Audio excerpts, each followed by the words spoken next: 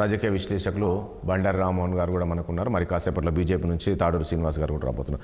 ముందుగా రవి గారు, మనం కాళేశ్వరం గురించి మాట్లాడదాం. ఈరోజు నేను ఇంతకుముందు చెప్పినట్లు ఏ పేపర్లో చూసినా కూడా కాళేశ్వరం కమిషన్లు, కాళేశ్వరంపై తుది నివేదిక, కాళేశ్వరం పైన ఈటెల రాజేందర్ని, అదేపాటు హరీష్ రావును, అదేవిధంగా కేసీఆర్ను వీళ్ళందరూ కూడా విచారించబోతున్నారు. కింది నుంచి పై స్థాయి వరకు కూడా కమిషన్ల దండుకున్నారు.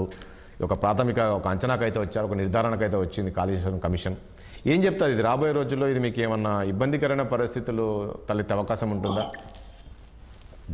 ముందుగా 6 టీవీ వీక్షకులకి, ప్యానల్ ఉన్న మిత్రులు సత్యం శ్రీరంగం గారికి, రామ్మోహన్ గారికి, రాజేష్ గారు, మీకు అందరికీ నమస్కారం అండి.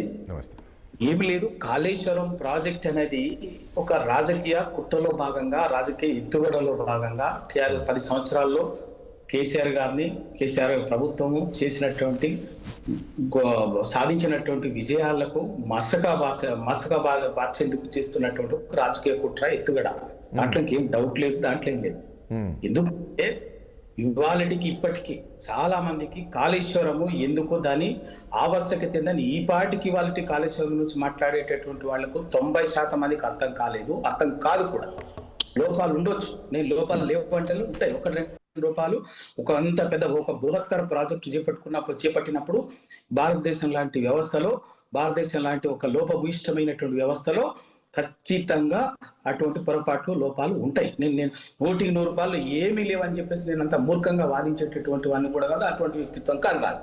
ఫస్ట్ చాలా స్పష్టంగా కాళేశ్వరం అనేటటువంటి దాని పర్పస్ ఏంటంటే, ఇప్పటికే తెలంగాణ 2 జీవనదుల మధ్యన, 2 జీవనదులు, ఒకవైపు గోదావరి, మరోవైపు కృష్ణా జీవనదుల మధ్యన ఉండి కూడా 70 సంవత్సరాలుగా సమైక్యాంధ్ర పాలకుల నిర్లక్ష్యానికి, దాష్టికానికి, వివక్షకు, అణచివేతకు గురవుతూ సాగునీటి రంగంలో, వ్యవసాయ రంగంలో, విద్యుత్ రంగంలో దారుణంగా మోసపోయింది, వెనుకబడిపోయి ఇబ్బంది పడ్డది. మనకు తెలుసు, అక్కడ ప్యానల్ ఉన్న మిత్రులు అందరికీ తెలుసు, రామరావు గారికి తెలుసు, సత్యం గారికి తెలుసు, మీకు తెలుసు, అందరికి తెలుసు.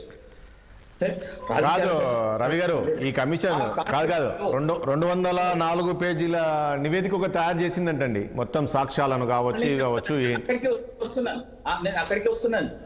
ఆ కాంటెక్స్ట్ లో ఏది ఏమైనా కూడా ఏంటంటే, మనకు కృష్ణా నదిలోనేమో వాటర్ అవైలబిలిటీ కొంచెం తక్కువగా ఉంది, అవసరం ఎక్కువగా ఉంది, నీటి అవసరాలు.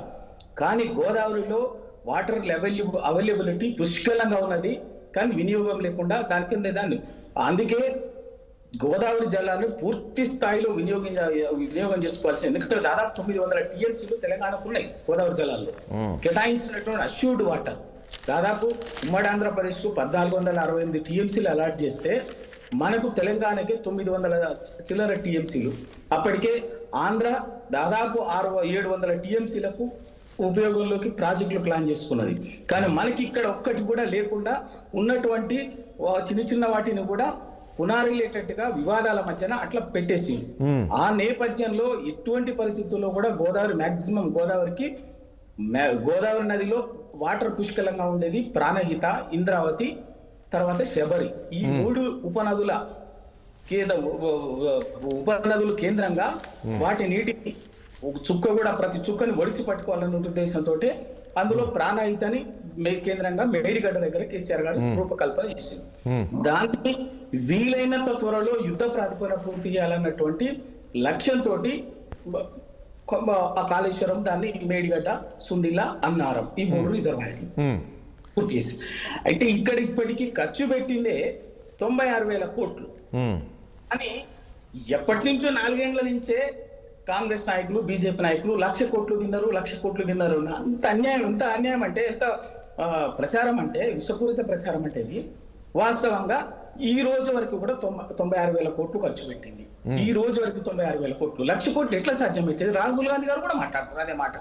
మల్లికార్జున ఖర్గే పరిపాలన అనుమతులు లేకుండా కాదండి, అనుమతులు లేకుండా కాంట్రాక్టర్లకు చెల్లింపులు చేశారు. రవి గారు డ్యామేజ్ అయింది ఎక్కడైంది? రవి గారు ఇంత సమస్య వచ్చింది. అక్కడ పెట్టింది ఆ 2 రిజర్వాయర్లలో, ఆ 3 రిజర్వాయర్లో పెట్టిన ఖర్చు ఎంత అంటే 7,000 కోట్లే. మిగతా వ్యవస్థ అంతా కూడా ఇవాళ ఈ రోజు వరకు మనకు హైదరాబాద్ వరకు మల్లన్న సాగరు, తర్వాత కొండ పోచమ్మ సాగరు, తర్వాత ఇవన్నీ దాదాపు మళ్ళీ ఆ వ్యవస్థ మొత్తం చెప్తే నేను 20 రిజర్వాయర్లు, 19 సబ్ స్టేషన్లు, 400 కిలోమీటర్ల ఓపెన్ ఛానల్స్, 240 కిలోమీటర్ల సొరంగ కాలువ, ఇవన్నీ ఇదంతా మొత్తం వ్యవస్థ అంత పెద్ద వ్యవస్థ ఉన్నది. అంత పెద్ద వ్యవస్థను పక్కకు పెట్టి అంటే ఆగమేఘాల మీద అంచనాలు పెంచి కాదండి వచ్చినటువంటి లోపాలు అవి సరిదిద్దేవే. ఆ సరిదిద్దే వాటిని సరిదిద్దకుండా నిర్లక్ష్యపూరితంగా కేవలం ఆ మొత్తం వ్యవస్థనే ఏదో పనికిమాల వ్యవస్థగా ప్రచారం చేసేటువంటి ఒక కుట్ర రాజకీయ. రవి గారు ప్లీజ్, రవి గారు వస్తాను. అయితే ఇక్కడ ఏంటంటే కమిషన్ విచారణ జరిగినా ఏం జరిగినా కూడా ఖచ్చితంగా ఏం తెలిసినా కూడా ఎవరమైనా దానికి ఇవాళ టిఆర్ఎస్ పార్టీ అయినా, కాంగ్రెస్ పార్టీ అయినా, బీజేపీ పార్టీ అయినా కూడా ఎవరైనా కూడా ఆ కమిషన్ లో వాస్తవాలు, నిజ నిర్ధారణలో వాస్తవాలు తేలుతాయి. ఆ వాస్తవాలు తేలిన తర్వాత దాని రవి గారు ప్రతి పనికి కూడా రవి గారు సహకరిస్తామని చెప్పినాము. రవి గారు ప్లీజ్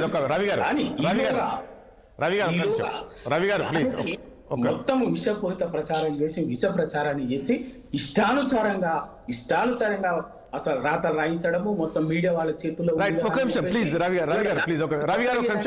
కొత్త ఏంటంటే నేను ఈ మాట అనకూడదు అంటున్నా.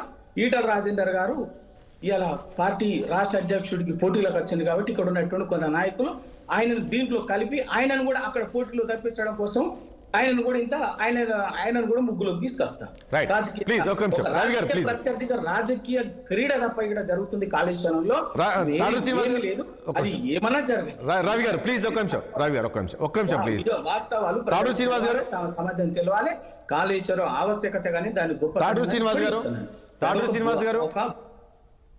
తాడూరు శ్రీనివాస్ గారు ఏం చెప్తారు? కాళేశ్వరం చెప్తున్నారు.